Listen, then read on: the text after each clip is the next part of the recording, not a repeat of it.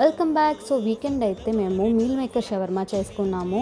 Everything from scratch సాసెస్తో పాటు. So ఒక pan అయితే తీసుకొని దాంట్లో అయితే నువ్వుల్ని రోస్ట్ చేసుకున్నాను.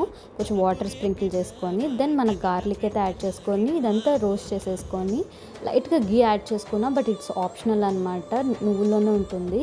దెన్ మళ్ళీ సేమ్ ప్యాన్లో అయితే నేను carrot, tomato, garlic, ginger and red chillies add చేసుకోవాలి.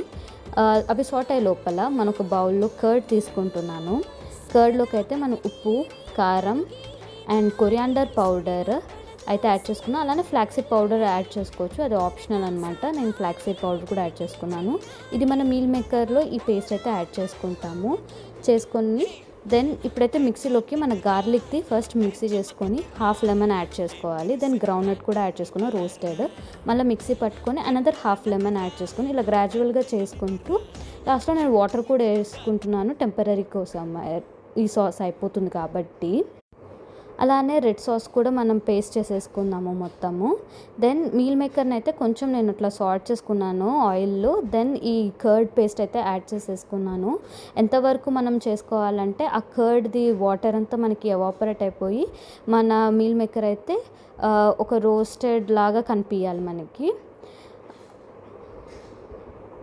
చూసారు కదా ఎలా మొత్తం వాటర్ అయిపోయాయో. చపాతీ అయితే థిన్గా చేసుకొని వితౌట్ ఆయిల్ అయితే నేను ఫ్రై చేసుకున్నాను. దెన్ వచ్చేసి మనం ఇప్పుడు మన గార్లిక్ సాస్ని అయితే మొత్తం స్ప్రెడ్ చేసేసుకున్నాము. సో ఇప్పుడు మన గార్లిక్ని మొత్తం స్ప్రెడ్ చేసేసుకున్నాం కదా. ఇప్పుడు మన రెడ్ చిల్లీ పేస్ట్ని కూడా యాడ్ చేసుకుంటాము. దెన్ మీల్ మేకర్ని యాడ్ చేసేసుకొని మనం సాట్ చేసుకున్న క్యాబేజ్ అయితే యాడ్ చేసుకున్నా. ఇది నేను ఎయిర్ ఫ్రైలో సాట్ చేసుకున్నాను with oil. Boondi is optional అనమాట, మా హస్బెండ్కి ఇష్టం అని చెప్పి దీంట్లో బూందీ అయితే యాడ్ చేశాను నేను. దెన్ ఇప్పుడు మన షవర్మా ఎలా అయితే ఫోల్డ్ చేసుకుంటున్నామో అలానే ఫోల్డ్ చేసేసుకొని టడా షవర్మా అయితే రెడీ అయిపోయింది. మా హస్బెండ్ దగ్గర ఎలా ఉందో అడుగుదాం. ఈయనకైతే సాసెస్ చాలా నచ్చాయి బాగా. బాగుంది, సాస్ ఇస్ గుడ్.